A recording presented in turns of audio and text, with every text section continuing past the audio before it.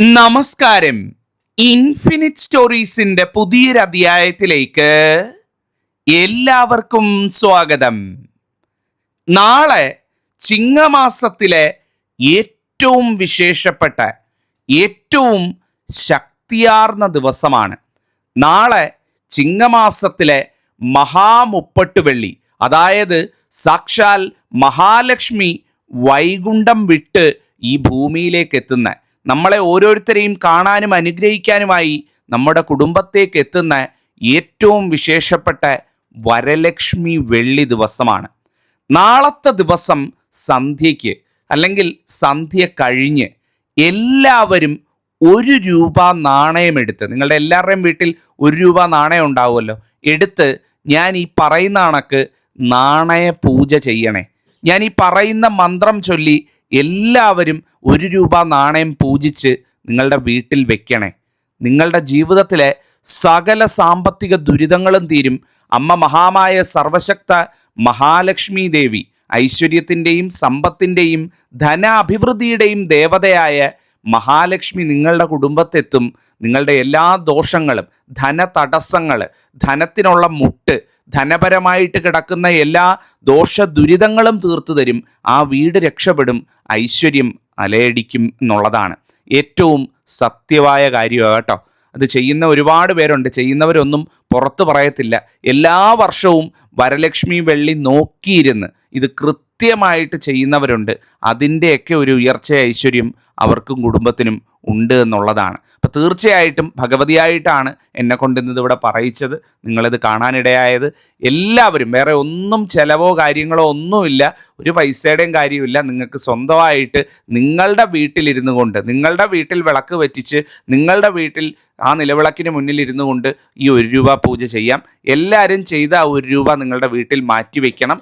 അതിൻ്റെ ഐശ്വര്യം നിങ്ങൾക്കും കുഞ്ഞുങ്ങൾക്കും കുടുംബത്തിനും ലഭിക്കുകയും ചെയ്യുന്നതാണ്. അപ്പം ദീർഘിപ്പിക്കുന്നില്ല, ഞാൻ കാര്യത്തിലേക്ക് വരാം. ആദ്യം തന്നെ 3 1 രൂപ നാണയം എല്ലാവരും എടുത്തു വെച്ചേക്കണം കേട്ടോ. അല്ലെ 5 രൂപയുടെ നാണയം ആയാലും മതി. 5ഉം ഏറ്റവും ഗംഭീരമാണ്. മഹാലക്ഷ്മി ആയിട്ട് ബന്ധപ്പെട്ട സംഖ്യയാണ് 5 എന്ന് പറയുന്നത്. 1 രൂപയുടെ നാണയം അല്ലെങ്കിൽ 5 രൂപയുടെ നാണയം എടുത്ത് വെച്ചേക്കുക. ചില്ലറ മാറി 3 എണ്ണം, ഒരുപോലത്തെ 3 എണ്ണം വെച്ചേക്കുക. ഒരുപോലത്തെ എന്ന് പറഞ്ഞാൽ ഇപ്പോൾ 1 എടുക്കുന്നതെങ്കിൽ 1ൻ്റെ 3 എണ്ണം, 5 എടുക്കുന്നതെന്നുണ്ടെങ്കിൽ 5ൻ്റെ 3 എണ്ണം എടുത്ത് വെച്ചേക്കുക. 1ഉം 5ഉം ആയിരിക്കും ഏറ്റവും ഉത്തമം. 10ൻ്റെ മറ്റൊന്നും അത്ര ഉചിതമല്ല. 1ഉം 5ഉം ആയിരിക്കും ഏത്. നിങ്ങൾക്ക് ലോകത്തിൻ്റെ ഏത് കോണിൽ നിന്ന് വേണമെങ്കിലും ചെയ്യാം. ഏത് നാട്ടിലെ 1, 5 വരുന്ന നാണയങ്ങൾ വേണമെങ്കിലും ഉപയോഗിക്കാം. അതിപ്പോൾ രൂപ തന്നെ ആവണമെന്നില്ല.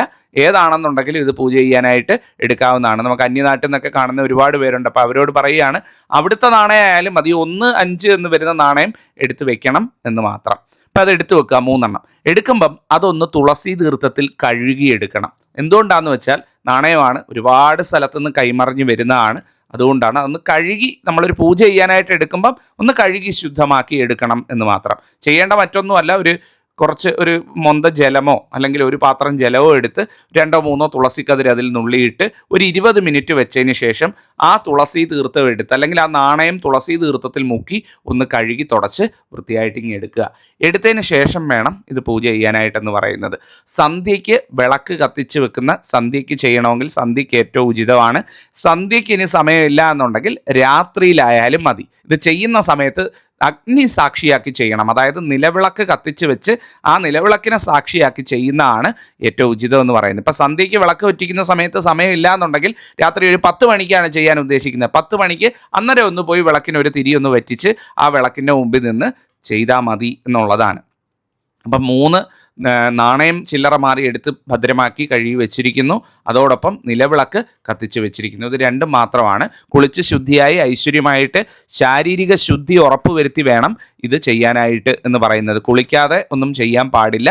കുളിച്ച് ശുദ്ധിയായി ശാരീരിക ശുദ്ധി ഉറപ്പുവരുത്തി വേണം ഇത് ചെയ്യാനായിട്ട് നിൽക്കാനെന്ന് പറയുന്നത്. നിലവിളക്കിന് അഭിമുഖമായിട്ട് ഇരിക്കുകയോ നിൽക്കുകയോ ചെയ്യാവുന്നതാണ്. ഒന്നുകിൽ നിലവിളക്കിന് അഭിമുഖമായിട്ട് ഇരിക്കുക, അല്ലെങ്കിൽ നിലവിളക്കിന് അഭിമുഖമായിട്ട് നിൽക്കുക. നിന്നുകൊണ്ട് ചെയ്യുക. ഇരുന്നുകൊണ്ട് ചെയ്യുന്നതും ഏറ്റവും നന്നായിരിക്കും. ആദ്യമായിട്ട് ചെയ്യേണ്ടതെന്ന് പറയുന്നത് ആ നാണയത്തിൽ ആദ്യത്തെ നാണയം എടുക്കുക. 3 നാണയമാണല്ലോ എടുക്കാൻ പറഞ്ഞേ. 3 നാണയത്തിൽ ആദ്യത്തെ നാണയം എടുക്കുക. ആദ്യത്തെ നാണയം എടുത്ത് ആ നാണയം നിലവിളക്ക് കത്തിച്ച് വെച്ചിരിക്കുന്ന, അഗ്നി സാക്ഷിയാക്കി വെച്ചിട്ടുണ്ടല്ലോ, ആ നിലവിളക്കിനെ 3 തവണ ഒഴിയുക. ആദ്യത്തെ നാണയം. എങ്ങനെയാണ് ഉഴിയേണ്ടത്? ഉഴിയേണ്ടതെന്ന് പറയുന്നത് ഘടികാരത്തിൻ്റെ സൂചി ഓടുന്ന ദിശയിൽ നിലവിളക്കിൻ്റെ ആ ഒരു നാളത്തെ ഉഴിയണം. ഘടികാരത്തിൻ്റെ സൂചി ഓടുന്നത് എങ്ങനെയാണെന്നറിയാമല്ലോ, ആ ദിശയിൽ വേണം ഉഴിയാനായിട്ട്. ആ നാളത്തിനെ ആദ്യത്തെ നാണയം വെച്ച് ഉഴിയുക. ഉഴിയുന്ന സമയത്ത് ആ ഉഴിയുമ്പം ചൊല്ലേണ്ട മന്ത്രം എന്ന് പറയുന്നത് ഓം ശ്രീം അഖണ്ഡ സൗഭാഗ്യ ധാന്യ സമൃദ്ധിം ദേഹി ദേഹി നമ. ഈ മന്ത്രം അറിയത്തില്ലെങ്കിൽ നിങ്ങൾ എഴുതി വെക്കുകയോ കുറിച്ച് വെക്കുകയോ കൃത്യമായിട്ട് നോക്കി വായിക്കുകയോ ചെയ്യുക. എല്ലാവർക്കും ഇപ്പോൾ എല്ലാ മന്ത്രങ്ങളും കാണാപ്പാഠം പഠിക്കണമെന്നോ അല്ലെ അത് ചൊല്ലാൻ പഠിക്കണമെന്നോ ഒന്നുമില്ല. അതുകൊണ്ടാണ് ഞാനും അത് പതുക്കെ പറഞ്ഞു തരുന്നത്. നിങ്ങളിതൊരു പേപ്പറിലോ മറ്റോ എഴുതി വെക്കുക. ആദ്യത്തെ നാണയം എടുക്കുക, ആ വിളക്കിൻ്റെ നാളത്തെ 3 തവണ ഉഴിയുക. ഉഴിയുന്ന സമയത്ത് ഓം ശ്രീം അഖണ്ഡ സൗഭാഗ്യ ധാന്യ സമൃദ്ധിം ദേഹി ദേഹി നമ എന്ന് ചൊല്ലുക. ചൊല്ലുന്നത് കൃത്യമാണല്ലോ. ഓം ശ്രീം അഖണ്ഡ സൗഭാഗ്യ ധാന്യ സമൃദ്ധിം ദേഹി ദേഹി നമ എന്നൊരു തവണ ഒഴിയുക. ഒരു ഒഴിയൽ, രണ്ടാമത്തെ ഒഴിയൽ, മൂന്നാമത്തെ ഒഴിയൽ. അപ്പം 3 തവണ ഒഴിയുന്നു, 3 തവണ ഇത് ചൊല്ലുന്നു.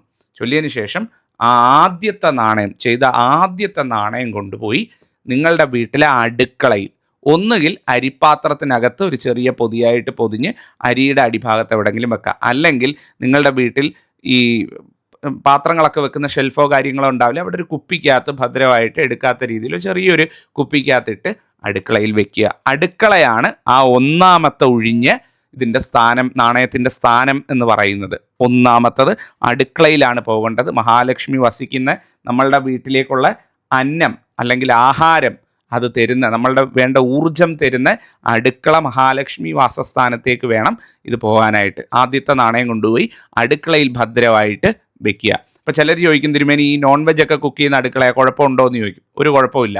നിങ്ങളത് അടുക്കളയിൽ കൊണ്ടുപോയി ഭദ്രമായിട്ടൊരു കുപ്പിയിലോ അല്ലെ ഞാൻ പറഞ്ഞ കരിപ്പാത്രത്തിൻ്റെ അടിയിലോ ഒന്ന് പൊതിഞ്ഞ് തുണിയിലോ അല്ലെ മറ്റ് കാര്യത്തിലോ പൊതിഞ്ഞ് അടിയിൽ വെക്കാവുന്നതാണ്. ഒന്നാമത്തത്. രണ്ടാമത്തെ 1 രൂപ നാണയം എടുക്കുക. എടുത്തിട്ട് ഇതേപോലെ തന്നെ കത്തിച്ച് വെച്ചിരിക്കുന്ന നിലവിളക്കിൻ്റെ നാളത്തെ 3 തവണ ഉഴിയുക. ഉഴിയുന്ന സമയത്ത് ഈ മന്ത്രമാണ് ചൊല്ലേണ്ടത്. ഓം ഹ്രീം ശ്രീം ക്രീം ശ്രീം കുബേരായ അഷ്ടലക്ഷ്മി മമ ഗൃഹേ ധനം പുരായ പുരായ നമ. ഈ മന്ത്രം വേണം ചൊല്ലാനായിട്ട്. ഇതും ഞാൻ നേരത്തെ പറഞ്ഞ പോലെ എഴുതിയെടുത്ത് ഭദ്രമായിട്ട് വെക്കുക. ഓം ഹ്രീം ശ്രീം ക്രീം ശ്രീം കുബേരായ അഷ്ടലക്ഷ്മി മമ ഗൃഹം ധനം പുരായ പുരായ നമ എന്ന് ചൊല്ലുക.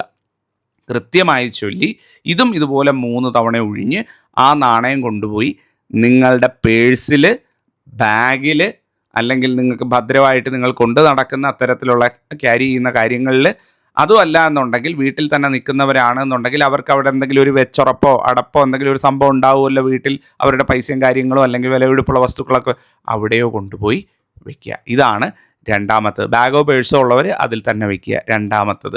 ഇത് നിങ്ങൾക്ക് എല്ലാ രീതിയിലും ധനപരമായിട്ടുള്ള തടസ്സങ്ങൾ നീങ്ങാൻ നിങ്ങളെ സഹായിക്കും. ഇടപെടുന്ന കാര്യങ്ങളിൽ നിങ്ങളുടെ തൊഴിലുമായിട്ട് ബന്ധപ്പെട്ട് നിങ്ങൾക്ക് ഏതെങ്കിലും ബാധ്യതകളുണ്ട് എന്നുണ്ടെങ്കിൽ അതൊക്കെ മാറിക്കിട്ടാനായിട്ട് ഈ ഒരു കാര്യം നിങ്ങളോടൊപ്പം അതുകൊണ്ടാണ് പറഞ്ഞ ബാഗിലോ പേഴ്സിലോ ഇടാൻ. സഞ്ചരിക്കുമ്പം പോലും അത് നിങ്ങൾക്ക് ഐശ്വര്യമായിട്ട് കൂടുണ്ടാവും. രണ്ടാമത്തത്. അതിനുശേഷം വന്ന് 3-ാമത്തെ നാണയം എടുക്കുക. 3-ാമത് തയ്യാറാക്കി വെച്ചിരിക്കുന്നത് ആ നാണയം ഇതുപോലെ തന്നെ നാളത്തിന് നേരെ ഉഴിയുക. ഉഴിയുമ്പം നിങ്ങൾ ചൊല്ലേണ്ട മന്ത്രം എന്ന് പറയുന്നത് ഓം ശ്രീം ഹ്രീം ശ്രീം കമലേ കമലാലയേ പ്രസീത പ്രസീത ഓം ശ്രീം ഹ്രീം ശ്രീം മഹാലക്ഷ്മിയേ നമ എന്ന് ചൊല്ലി പ്രാർത്ഥിക്കുക. 3 തവണ ഈ മന്ത്രം ചൊല്ലിക്കൊണ്ട് ഒഴിയുക. എങ്ങനെയാണ്? ഓം ശ്രീം ഹ്രീം ശ്രീം കമലേ കമലാലയേ പ്രസീത പ്രസീത ഓം ശ്രീം ഹ്രീം ശ്രീം മഹാലക്ഷ്മിയേ നമ എന്ന് ചൊല്ലുക. ഇങ്ങനെ 3 തവണ ചൊല്ലുക. ചൊല്ലിയതിന് ശേഷം ആ നാണയം കൊണ്ടുപോയി നിങ്ങളുടെ ബെഡ്റൂമിൽ വെക്കുക. ഒന്നുകിൽ അത് പൊതിഞ്ഞ് നിങ്ങളുടെ ബെഡിൻ്റെ അടിയിൽ വെക്കാം, അല്ലെങ്കിൽ ബെഡ്റൂമിലെ മേശയുണ്ടെങ്കിൽ അതിൽ വെക്കാം, ബെഡ്റൂമിൽ അലമാര ഉണ്ടെങ്കിൽ അതിൽ വെക്കാം. ബെഡ്റൂമിൽ നിങ്ങളുടെ കിടപ്പുമുറി, ഇപ്പം ഒന്നിലധികം കിടപ്പുമുറികളുണ്ട് എന്നുണ്ടെങ്കിൽ മാസ്റ്റർ ബെഡ്റൂം എവിടെയാണോ വീട്ടിലെ ഗൃഹനാഥ എന്നിവർ കിടക്കുന്ന പ്രധാന കിടപ്പുമുറി അല്ലെങ്കിൽ മാസ്റ്റർ ബെഡ്റൂം എന്നൊക്കെ നമ്മൾ വിളിക്കുന്ന, സ്വാഭാവികമായിട്ടും മിക്ക വീടുകളിലും കേരളീയ വാസ്തു പ്രകാരം കൃത്യമായിട്ട് അത് കന്നിമൂലയ്ക്കായിരിക്കും ആ മാസ്റ്റർ ബെഡ്റൂം വന്നിരിക്കുന്നത്. ആ ബെഡ്റൂമിൽ കൊണ്ടുപോയി വയ്ക്കുക. ആ മുറിക്ക് 2 പ്രത്യേകത. ഒന്ന്, ആ വീട്ടിലെ മാസ്റ്റർ ബെഡ്റൂമാണ്, ഗൃഹനാഥയുടെ സ്ഥാനമാണ്. രണ്ടാമത്തത്, ഏറ്റവും ഊർജ്ജമുള്ള ദിക്കായിരിക്കും ഈ മാസ്റ്റർ ബെഡ്റൂം പണിഞ്ഞിരിക്കുന്നത്. ആ ഊർജ്ജമുള്ള ദിക്ക് മിക്കവാറും അത് ഈ തെക്ക് പടിഞ്ഞാറേ മൂലഭാഗത്തായിട്ട് വരും. അപ്പോൾ അത് ഏറ്റവും ഗംഭീരമായിട്ടുള്ള സ്ഥാനമാണ്.